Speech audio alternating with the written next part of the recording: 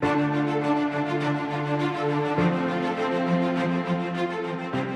third annual PenCraft Dinner and Awards Ceremony for Literary Excellence recently took place in Lake Charles, Louisiana.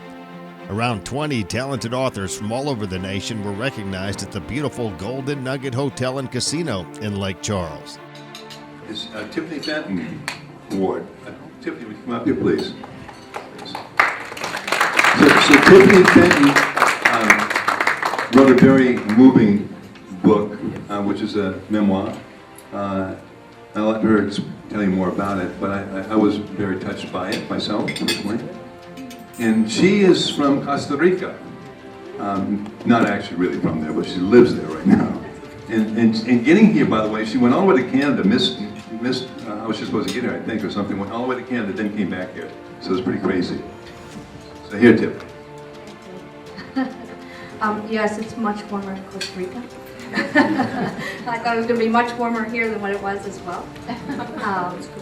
So thank you. It's an absolute honor to be here. I really thought a lot about what it was that I wanted to share with you guys tonight. I do a lot of speaking, but it's typically motivational or coaching or training, and this wasn't that. And so I decided that I wanted to share with you why I wrote my book. See, I have a group of people who have come to me, who have thanked me for the courage to write my book, who have said that I've given them the strength and the courage to continue their fight. But I have another group of people, albeit much smaller, they're just as passionate about the fact that I should have never written my story. They feel that the things that I shared, especially about my past, should have been left there in the past. That it was something that I should have overcome, perhaps shared with a loved one, and then that was it. It should have never been shared publicly. And I will tell you that I was not prepared for that. As an author, and perhaps some of you can relate, we go through and prepare for a lot of things, right? We finish our manuscript and we're so excited. Then we start the publishing process, and we land an awesome publisher like Reagan from Black Rose, and we're even more excited. And then the work starts and you start working towards your release date. You're working, but as that date nears, a little bit of doubt and fear start to creep in. And you start to wonder whether or not you're good enough. Is your book good enough? Are they going to like it? Are you going to get all 1-star reviews? Mine was my memoir. I shared things that I had never told anybody in my life. Not my mother, not my husband. And I wondered if the friends who were going to read it were still going to be my friends. Was I going to be judged? But I never prepared for the fact that there would be some people who told me my story should have never been told. And so I decided that the most important thing that I could share with people was why I wrote my story. See, I was sitting there one day and I was thinking about my kids and their friends and the challenges that they go through and the things that they do on a daily basis. And I was comparing it to me as a child. And to be honest, I was thinking, what the heck is wrong with our world these days? It's so different. I mean, everywhere you turn, it's cancer. It's an epidemic. I read that 1 out of 5 people have it or know somebody who's fighting it. And usually the people who have it don't win the battle. And at some point, they've been given a timeline on their life. And I was there. I understand that. I was diagnosed when I was 7 months pregnant, 2 weeks after my 4-year-old was diagnosed with a failing kidney, and 3 years into my battle, I was given a timeline, 2 months. Yet 2 days ago, January 18th, I celebrated 8 years cancer-free. Thank you. But I understand the battle. I got it. And one day I sat on the couch and I turned on the TV and the news was on. And they were talking about a 10-year-old who committed suicide. 10. And I literally cried. At 10 years old, I don't even think I knew what suicide was. And nowadays, not only do they know, they commit it. But I understand what it takes to be at that point. As a teenager, I attempted many times and my best friend succeeded.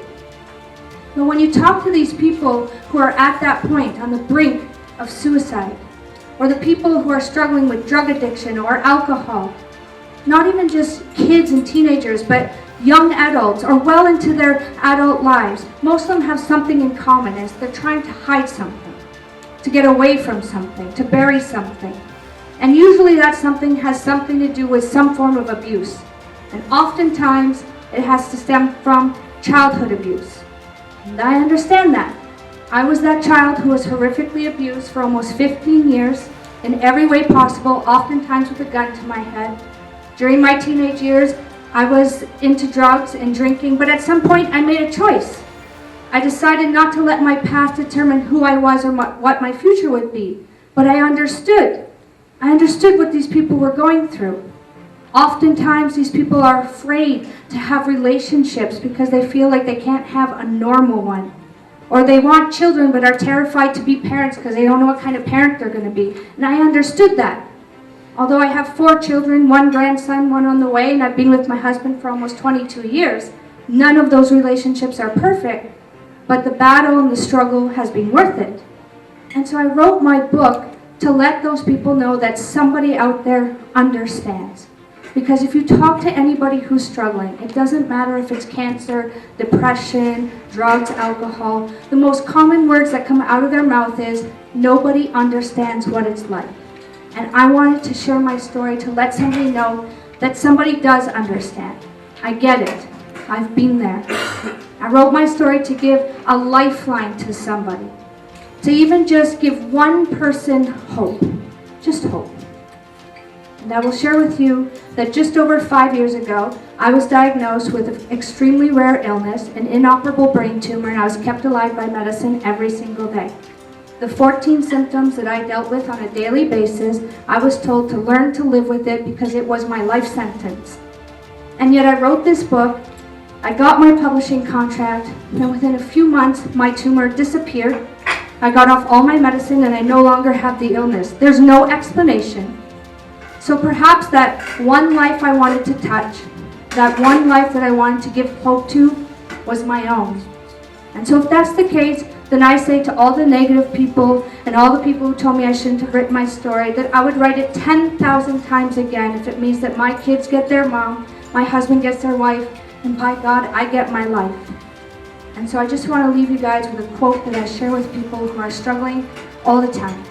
It is okay to be on life's emotional roller coaster, as long as you get off when the ride stops and go about your merry way. Thank you.